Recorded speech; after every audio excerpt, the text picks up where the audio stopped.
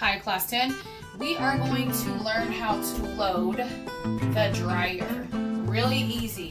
We're going to open it, and we're going to take out this thing called the air filter. This is where all of the fuzz and hair and stuff collect when the dryer is going. We need to make sure that this is clean.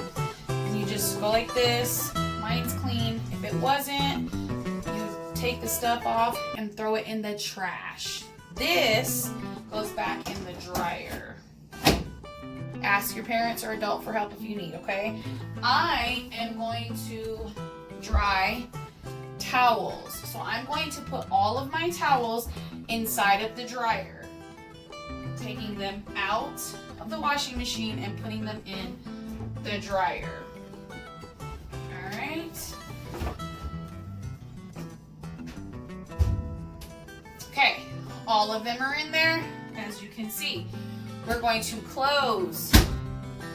Then we're going to turn on, okay? And I'm going to pick which cycle. I want heavy at a high heat. Okay, let me show you. So, heavy,